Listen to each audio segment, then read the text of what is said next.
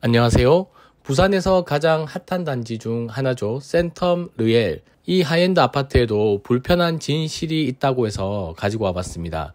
불편한 진실 에피소드 1 창호편. 여러분들이 아시는 것처럼 하이엔드 아파트라고 하면요. 일단 창호가 먼저 시원한 개방감이 있어야 되고, 그리고 두 번째로 욕실이 마감재가 뛰어나고 쾌적한 공간이어야 합니다.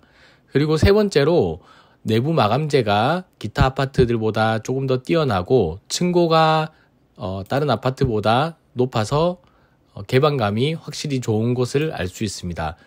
그리고 커뮤니티 시설도 수영장이나 아니면 헬스장, 다른 기타 아파트들보다 하이엔드 아파트가 조금 더 사용하기에 편리하고, 그리고 고급진 커뮤니티가 많은 걸 알 수 있는데요. 주차장이나 다른 시설들도 있지만 이런 것들을 다 합쳐서 부산의 하이엔드 아파트 재송동의 센텀 르엘이 분양 사무소가 개관을 했습니다. 그리고 많은 사람들이 이제 방문을 했고, 제가 지난번 영상을 통해서 르엘 집중 분석으로 미분양이 될 것인가를 이렇게 주요 초고가 아파트랑 비교 분석을 한 것이 있습니다. 센텀 르엘 같은 경우는 84 타입 30평 이상의 40평, 50평, 60평, 특히나 50평, 60평을 주력으로 하는 정말 부산에서 보기 드문 하이엔드 아파트이기 때문에 이 분양가를 기준으로 현재 부산에서 샘팍 그리고 LCT, W 마린자이와 비교를 한번 했었고, 현재 거래되는 금액 기준으로 봤을 때 이 르엘의 분양가가 W랑 비슷하다라는 걸 앞서서 말씀을 드렸습니다. 하지만 계약금 5% 2030년 준공의 약 5년 동안의 기회비용을 생각한다면 꽤 괜찮은 투자가 아닐 수 없는데요. 부산 센텀 르엘의 평당 분양가를 다른 서울과 그리고 부산의 다른 초고가 아파트랑 비교를 해봤습니다. 많은 뉴스에서도 알 수 있듯이 평당 5천만 원이라는 금액으로 부산의 하이엔드 아파트가 분양을 한다라는 사실이 여러분들에게도 전해졌을 거고요. 서울과 부산에 이렇게 분양된 아파트들을 보면 하이엔드 아파트 기준으로 아크로포레스트 2020년 평당 5천만 원이었고요. 2021년 서울 서초 그랑자이 평당 5천만 원으로 분양을 했었습니다.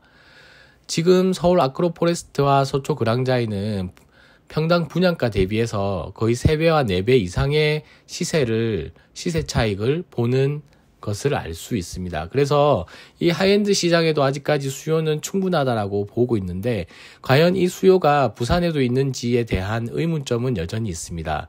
2014년에 분양을 했었던 용호동 W 평당 1,500만 원 분양 분상제에 걸려 있었고요.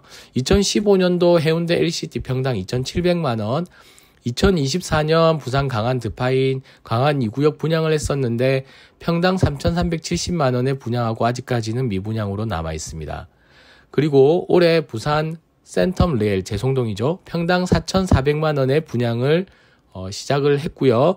그리고 7월 말에 7월 25일에 남천 서밋이 분양을 할 것이라는 계획을 전해드렸습니다. 자, 다시 돌아와서 센텀 르엘 이 불편한 진실 창호편에 대해서 조금 더 자세히 말씀을 드리겠습니다. 이 사실 하이엔드 아파트라고 하면 앞서 말씀드린 여러 가지 조건들 중에서 이 창호의 개방감을 빼놓을 수가 없는데요. 센텀 르엘 같은 경우는 약 69층, 70층 정도 되는 규모이기 때문에 아마 이 수영관과 그리고 강한대교를 바라보는 조망이 상당히 좋을 것으로 판단을 합니다. 그래서 센텀 르엘 같은 경우에는 이 창호로 개방감, 뷰가 얼마나 좋을지 한번 예상을 해볼 수 있는데, 앞에 밑에 있는 용호동 W랑 창호를 좀 비교를 해봤어요. 용호동 W는 말씀드린 것처럼 약 10년 전에 지어진 아파트였고요. 센텀 르엘은 2030년 준공이니까 준공 기준으로 본다고 하더라도 약 10년 정도의 차이는 나는 것 같습니다. 다만 좀 아쉬운 게 창호라고 말씀을 드렸는데요. 첫 번째로 이 세로바와 세로바 사이에 유리창의 간격이 센텀 르엘은 한 1200mm인데 반해서 용호동 같은 경우는 1650 정도입니다. 이게 사실 한 45cm 정도밖에 차이가 나지 않는데 왜 이렇게 중요하냐라고 이렇게 물어보실 수도 있는데요. 시야에서 봤을 때 우리가 이제 창호를 통해서 보는 이 피사체를 봤을 때 이 바들이 눈에 보이는 것들이 바들이 눈에 걸리는 게 생각보다 좀 개방감을 저해할 수 있다고 생각을 합니다. 그리고 이게 사실 기술력이라고 볼 수 있고요. 물론 이제 용호동 W 같은 경우는 이 가로의 유리 간격을 넓히기 위해서 이 상부에 가로바를 하나 넣었죠. 가로로 지나가는 바가 하나가 있습니다. 센텀 르엘은 그에 비해서 가로로 지나가는 바가 없죠. 그래서 조금 더 세로로는 우리가 개방감이 더 나올 수는 있지만 앞서서 말씀드린 것처럼 고층이고 이 피사체가 센텀 르엘보다는 밑에 있기 때문에, 그리고 우리 시야가 지금 1m 보통 한 50cm 아니면 30cm 정도 있기 때문에 위에서 아래를 내려다보는 기준이 될 수 있거든요.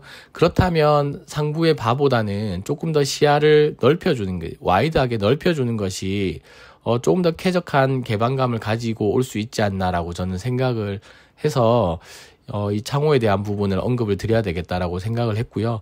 이 용호동 W의 오른쪽 사진을 보시면 1650 정도가 나오는 것을 이 유리창 간격만 했을 때 1650 정도로 이렇게 넓은 간격이 나오는 것을 알 수가 있습니다. 그리고 센텀 르엘의 104C 같은 경우에 평면을 보시면 맨 오른쪽 위에 평면이죠. 거실의 우측 부분을 보시면요. 이 창호 사이에 기둥이 있어서 시야가 상당히 좀 막혀 있는 것을 알 수가 있습니다. 그래서 물론 104C 말고 다른 타입은 또 괜찮은 타입들도 있거든요. 그래서 일부 세대긴 하지만 좀 이 창호에 대한 아쉬움이 분명히 있다라는 부분을 좀 말씀을 드리고 싶었고요.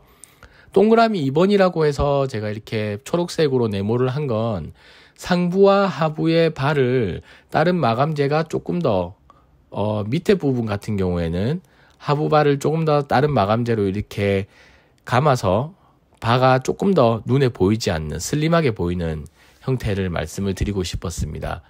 그래서 결국은 바는 슬림해야 된다. 그리고 눈에 많이 걸리지 않기 때문에 간격은 넓어야 된다. 상부바가 없었으면 좋겠지만 상부바가 있더라도 저는 개인적인 의견이지만 가로의 간격이 조금 더 넓은 게 좋다라고 생각을 합니다.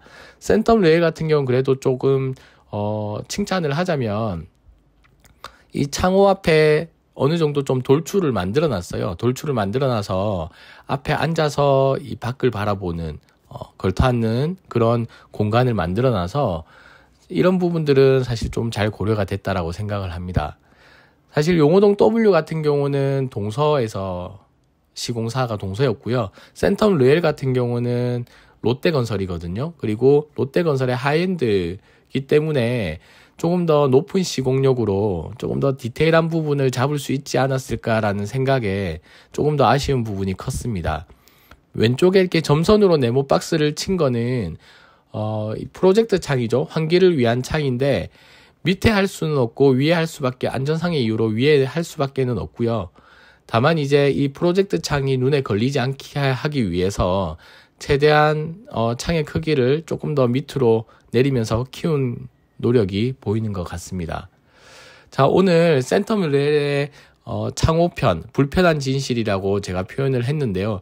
조금 더 마감 부분에서 신경을 써서 개방감에 대해서 신경을 좀 더 썼으면 조금 더 하이엔드에 걸맞는 아파트가 되지 않았나라고 생각을 하면서 좀 아쉬운 마음에 영상을 녹화하게 되었습니다. 오늘도 영상이 도움이 되셨다면 구독과 좋아요 부탁드리겠습니다. 감사합니다.